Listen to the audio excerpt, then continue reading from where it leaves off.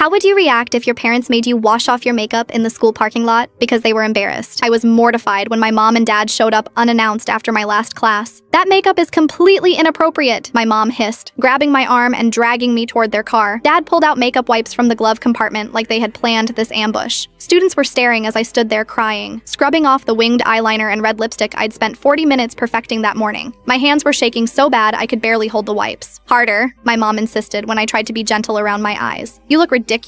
What were you thinking? What was I thinking? I was thinking I finally felt pretty for once. I was thinking about how, for the first time, I felt confident walking into AP Chem. I was thinking about how Mrs. Bennett, my usually stern math teacher, had actually smiled and said, "You look nice today," but none of that mattered now. Not with mascara streaming down my cheeks and the careful contour I'd applied, turning into muddy streaks. My dad stood awkwardly to the side, clearly uncomfortable, but not uncomfortable enough to stop this humiliation. "We didn't raise you to present yourself like this," Mom continued, her voice carrying across the parking lot. "What will people think of our family?" I looked up at her through my tears. "What about what people think of me right now? Do you even care?" She scoffed. "This is exactly why you need guidance. You're too young to understand." I thought about all the times I'd hidden in my bedroom to practice makeup, watching tutorials with the volume turned low. How I'd carefully save my lunch money to buy drugstore lipsticks that I kept hidden in an old sock in my drawer. How I'd wake up 30 minutes early just to apply everything and then carefully remove it all before coming home. "Almost done?" Dad finally spoke up, checking his watch. "We have that dinner at Pastor Mike's at 6. Of course, this wasn't even about me. It was about their church friends seeing their daughter looking provocative. Heaven forbid I embarrass them in front of the congregation. A small crowd had gathered now. I heard whispers. Someone laughed. My sophomore year had been going so well, but now I'd be known forever as that girl who got her makeup forcibly removed by her psycho parents. That's when our principal, Ms. Rodriguez, walked over. "Is everything all right here?" she asked, looking concerned. My mom immediately straightened up. "We're just helping our daughter fix a mistake. She looks like she's auditioning for the circus." Ms. Rodriguez looked at my tear-streaked face, then directly at my mom. "Jessica, isn't it? We went to high school together." My mom froze. "I remember when your parents did the exact same thing to you before prom. You cried in the bathroom for an hour while I helped you reapply everything." The world seemed to stop. My mom,